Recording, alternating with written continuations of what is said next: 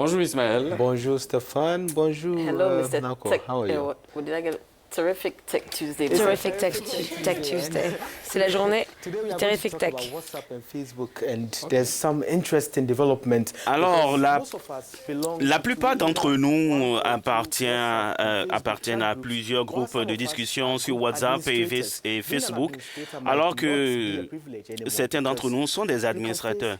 Donc, être un administrateur peut ne plus être un privilège, mais plutôt une énorme responsabilité juridique, parce que vous pouvez être emprisonné si vous permettez aux personnes de partager des informations, de fausses informations.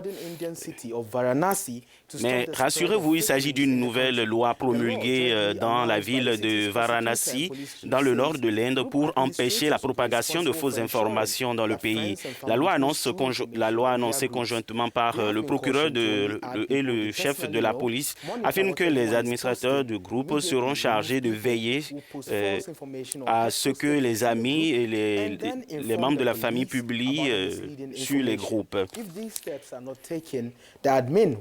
Si les différentes étapes ne sont pas respectées, l'administrateur sera responsable de la propagation de fausses informations, a indiqué la loi. Les administrateurs peuvent ajouter et supprimer des personnes de leur groupe. Selon l'opinion publique, cette loi est sévère, mais la vraie question, voulez-vous signaler votre ami ou un membre de votre famille s'il publie de fausses informations dans votre groupe WhatsApp? Vous êtes le juge. Alors, vous avez déjà vu le nouveau Galaxy S8. Il y a une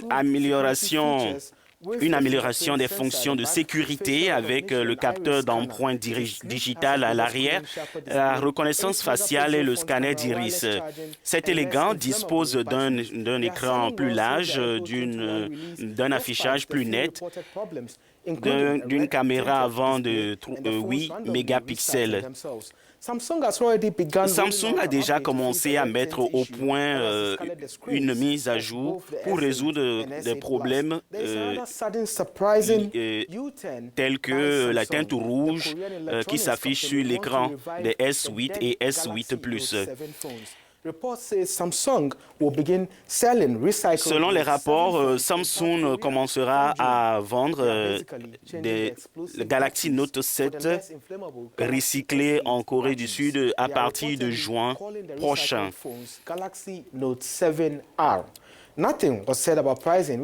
Rien n'est dit par rapport au prix de ce Galaxy Note 7 recyclé.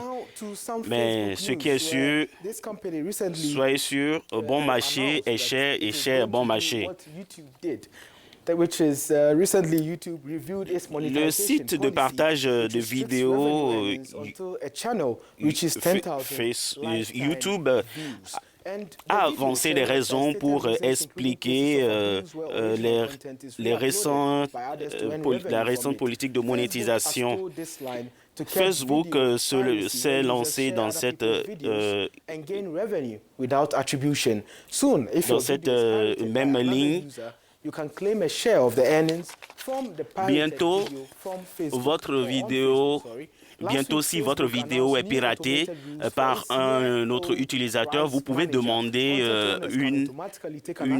une part des gains de la vidéo piratée sur Facebook.